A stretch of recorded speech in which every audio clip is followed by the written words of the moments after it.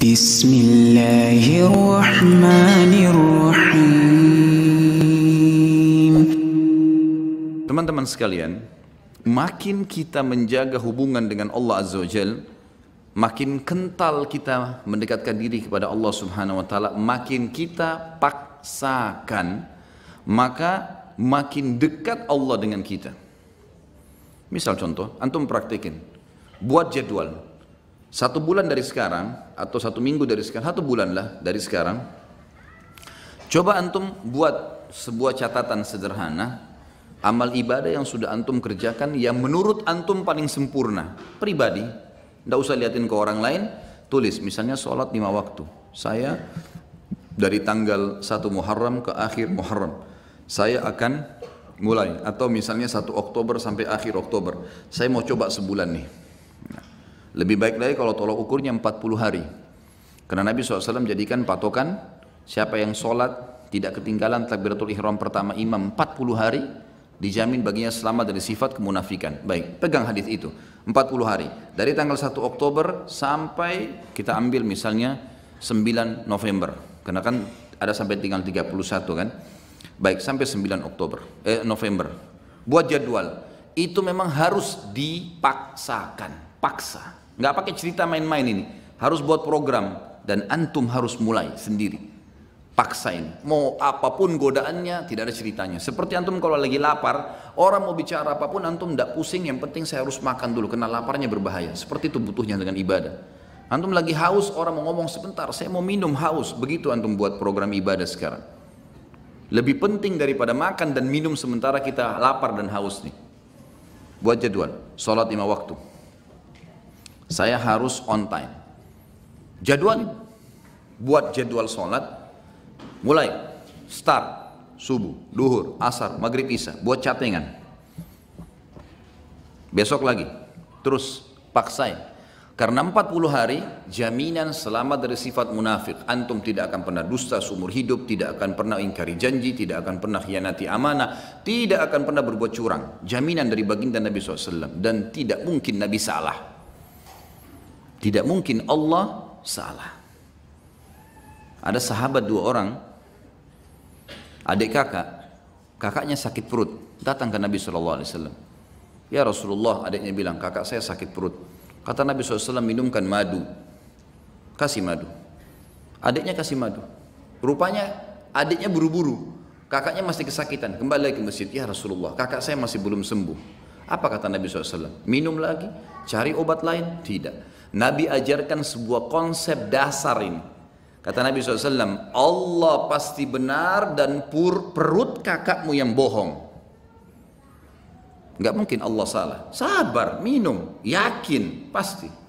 Allah pasti benar, perut kakakmu yang bohong. Penanaman akidah yang luar biasa. Harus difahami ini. Buat jadwal. Saya belum pernah baca Quran sehari. Baik, sekarang baca. Lebih mudah bagaimana? Habis sholat, buat jadwal ini coba. Setiap habis sholat teman-teman, habis zikir, jangan berdiri. Hitung pakai stopwatch, 5-10 menit, tidak usah lebih. Antum buru-buru 5 menit saja. Buka Quran, baca. Pokoknya baca. Kalau antum bisa baca 2 lembar setiap habis sholat, 1 lembar, 2 lembar, sampai isya itu berarti bisa 10 lembar per hari. Atau kita ambil ayat lah. 10 ayat habis sholat. 1 hari antum punya 50 ayat. Apalagi kalau antum bisa 20 ayat, bagus kan? 20 ayat subuh, 20 ayat duhur, 20 ayat asar, 20 ayat maghrib, 20 ayat isya. Kalau ada yang lewat, misal maghrib gini ada taklim, habis isya nanti saya double jadi 40 ayat. Atau sebelum tidur. Pokoknya 1 hari target saya 100 ayat misal. 100 ayat sehari teman-teman, 6.000 lebih ayat Al-Quran. Itu bisa antum khatam cepat sekali. Hanya baca. Harus paksain. Zikir pagi sore. Jangan berdiri dari tempat antum habis sholat subuh kecuali sudah zikir subuh. Harus. Apapun godaannya enggak, duduk dulu sebentar. Dan teman-teman, saya pernah praktekin zikir pagi, asal antum sudah rutin lakukan, maksimal 12 menit. Maksimal udah. 12 sampai, ini kita baca zikirnya. Kalau ditambah dengan wirid yang lain seperti la ilaha illallah wahdahu la syarika lah, ini saya pernah baca 100 kali. Saya praktekin ya, dengan tidak terlalu buru-buru, tidak juga terlalu pelan. La ilaha illallah wahdahu la syarika lah, lahul mulku wal hamdu wa huwa ala kulli syai'in qadir. La ilaha illallah wahdahu la syarika lah. Jangan berhenti mulut antum, sambung. nyambung. Itu 7 menit selesai 100 kali. Jadi semua paling lama 20 menit. Duduk dia di situ. Apalagi kalau antum duduk sampai syuruk, itu Masya Allah, bagus sekali. Saya yakin 20 ayat dan zikir pagi tuntas tuh. Waktu syuruk. Jangan ngomong teman-teman sekalian, kecuali ada taklim. Syuruk tapi ngobrol di pojok sana, ngobrol di sana, ada apa ngobrol? Nanti sebentar ngobrol itu. Kasih haknya, jadwalin. Harus sudah selesai nih. Habis asar jangan berdiri. Tunggu sampai zikir antum sore selesai. Syaitan punya standar godaan. Nanti aja di jalan, nanti aja di rumah. Sampai sekarang masih banyak pasti belum zikir sore ini. Syaitan suka goda. Duduk, paksain, jadwalkan, gitu kan? Sehari itu semua amal-amal harian yang rutin semua harus on time. Antum jalanin seminggu lah, on time. Fokus ini saja dulu. Kalau sudah minggu yang kedua, buat coba selain yang on time ini, buat plus-plus. Plus-plus itu kayak jenguk orang sakit, kayak menghafal satu hadis, setiap hari satu hadis, atau seminggu satu hadis. Buat plus misalnya jenguk bakti sama orang tua, walaupun cuma telepon. Ada plus-plus dari jadwal rutin, jalankan seminggu. Coba begitu, atau kalau kebanyakan pindahin ke pekan ketiga, pekan keempat, dan ini harus dipaksain ya. Ini nanti teman-teman kalau sudah dipaksakan jadi terbiasa, kita jadi seperti roda, jadi seperti sebuah kebiasaan, tidak enak lagi kalau nggak dilakukan. Jadi kalau antum kerjaan sebulan atau 40 hari tadi, memang butuh paksa di sini. Insya Allah setelahnya nanti malah jadi nggak enak. Orang kalau biasa puasa Senin Kamis terus nggak puasa, nggak enak. Atau orang biasa sudah ke masjid, sholat on time, telat sedikit rasanya beban, gitu kan? Terus begitu. Dan kata kuncinya, kalau kita sibukkan diri dengan perbuatan amal soleh seperti ini teman-teman sekalian, pasti dosa atau akan tinggalkan secara otomatis. Nggak ada waktu buat dosa udah. Jadi nggak usah sisipkan energi khusus tinggalkan zina, tinggalkan riba, nggak. Sibukkan diri dengan amal soleh yang antum akan tinggalkan nanti. Karena ini penting di sini. Sibukkan diri dengan amal soleh maka dosa akan kita tinggalkan. Kalau ini terjadi, akan terjadi banyak karamah. Sebagian ulama menyusun ada beberapa tingkatan karamah itu. Yang pertama, yang umumnya datang kalau orang itu memaksakan diri dalam ibadah, mengerjakan yang wajib dan sunnah, meninggalkan yang haram dan makruh, maka dia akan sering melihat, dia akan sering merasakan firasatul mu'min. Yang kata dalam hadis Nabi SAW, kata Nabi SAW, firasatul mu'min benar. Ada sebuah perasaan yang kita rasakan, orang ini baik atau tidak baik. Jadi ini bisa dibedain ya dengan sesuatu kalau antum belum dekat sama Allah. Itu berarti belum tentu benar, bisa dari syaitan, sangka buruk. Tapi kalau seseorang sudah paksain diri, sudah jadwal ibadah tadi, antum bisa merasa orang ini mau niat jahat atau ini orang yang mau baik sama kita. Tapi konsekuensi ini dulu nih. Kalau sudah terpenuhi ini baru. Kalau tidak, masih antum Senin Kamis masih jalan. Ada orang sholat 5 waktu, iya, ikhwah banyak. Tapi nggak pernah puasa Senin Kamis. Entah kenapa. Apa udurnya nggak tahu. Mau tunggu mungkin mati, malaikat mau datang baru puasa, Allahu a'lam. Gak ada alasan sama sekali. Kerja, semua orang kerja. Semua panas semua. Ramadan kemarin sudah menghapus semua syubhatnya orang yang tidak puasa. Semua dihapus. Panas iya, kerja iya. Sama semua. Sama, sudah kita dilatih sama Allah SWT, dan wajar kalau orang menjadi lebih baik, wajar, gitu kan? Yang kedua, dia kalau terus memaksakan diri lagi, dia akan mendapatkan yang dikenal dengan ru'yah sadiqah. Ru'yah sadiqah ini, sebagian ulama, tentu tidak semua, mengatakan diambil dari sabda Nabi SAW,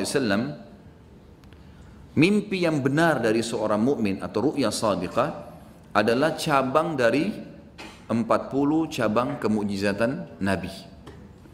Dalam hadis lain dikatakan tidak tertinggal lagi sesuatu yang benar menjelang hari kiamat kecuali mimpi yang benar dari orang mukmin. Misal antum mau pergi umroh atau mau pergi haji, mimpi lihat Ka'bah. Ada orang tua kita mau datang silaturahim, kita mimpi beliau datang, gitu kan? Banyak hal yang diperlihatkan oleh Allah SWT, mimpi. Dan mimpi itu berita gembira, membuat orang mukmin ini senang.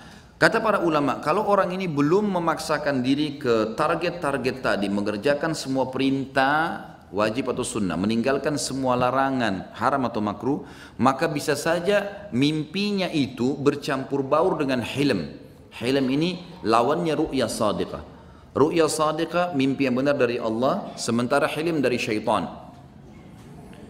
Jadi kalau antum masih mimpi nggak tahu ini benar dari Allah atau bukan ya. Nah ini karena masih belum sampai pada itu. Tapi orang kalau sampai pada tingkat ini, sebagian ulama mengatakan seperti sabda Nabi SAW. Memang orang mukmin akan mimpi ru'ya sadiqah itu. Orang mimpi ru'ya sadiqah. Ini yang kedua. Kemudian datang yang ketiga yang setelahnya adalah hal-hal yang terjadi yang memang Allah Subhanahu wa taala sesuaikan dengan keadaan orang itu. Bisa saja lisannya menjadi petunjuk bagi orang. Seperti misal Umar bin Khattab radhiyallahu anhu di zaman khilafahnya beliau pernah tiba-tiba naik mimbar, kumpulin orang di masjid, lalu beliau mengatakan, "Hai pasukanku, ke gununglah kalian, ke gununglah kalian." Bahasa begitu. Orang yang lagi di dalam masjid, apa ini? Amir Mukminin bicara apa ini? Ke gunung, tidak ada pasukan di masjid, bukan pasukan ini. Orang belum mengerti pada saat itu. Lalu Umar bin Khattab turun dari mimbarnya. Orang juga nggak ada yang nanya. Selesai. Ternyata Umar bin Khattab lagi mengirim pasukan di perbatasan wilayah Persia. Datang pasukan tersebut, lalu mereka yang memberikan kesaksian. Mereka mengatakan, "Ya Amir Mu'minin, Allah telah berikan kami kemenangan." Kata Umar, "Bagaimana kalian menang di depan orang-orang semua?" Kata mereka, "Kami pada saat didesak oleh musuh dan kami yakin kami akan kalah, kami yakin akan dibantu oleh musuh.